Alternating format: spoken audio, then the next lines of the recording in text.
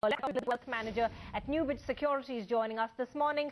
Hi, Doug. Now, there is clearly a political paralysis in Washington right now. Obama is seeking Plan B. Now, even if the fate of a default is indeed avoided, a budget plan that flinches from hefty cuts in the deficit could result in a downgrade of America's credit rating. Now, you do have some economists saying any 11th hour plan could be pronounced dead on arrival. Do you agree? Well, Shivani, quite frankly, I wish this was the 11th hour, but it's about the 13th or 14th hour at this point. The damage has certainly been done. You look at the U.S. dollar against all foreign currencies, and it's down sharply. The credibility of the U.S. economy, frankly, of the U.S. political system, has been greatly tarnished by this. And, you know, the markets are kind of at a standstill here with a very slightly negative bias as a result of this sort of limbo that we hang in, waiting for some sort of closure to the situation. But none of the outcomes at this point would be, in my opinion, favorable for the U.S. as a whole. And we look at some of the potential possibilities.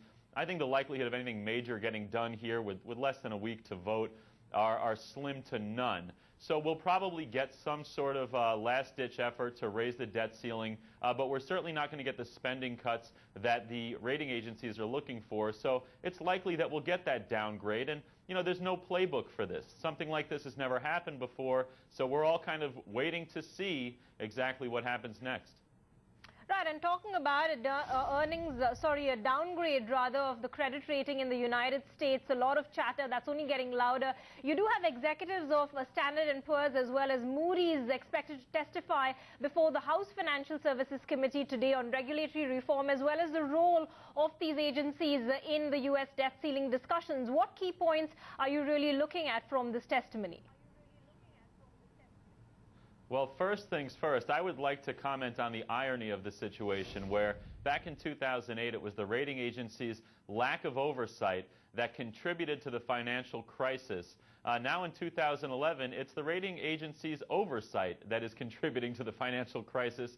But, you know, looking ahead, frankly, if you look at the balance sheet of the U.S., we borrow 50 cents of every dollar that we spend. We lose about $4 billion a day. We're about to do the third straight year with a $1 trillion-plus deficit.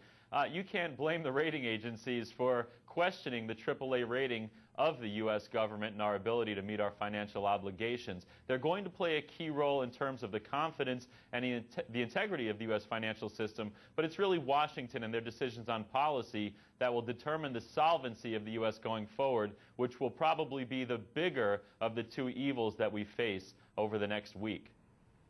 All right, Douglas Blake, many thanks for joining us this morning with your perspective there on where really that debt standoff could be headed from here on. Meanwhile, it is getting pretty ugly for Wall Street with confusion prevailing over the debt ceiling. Markets are understandably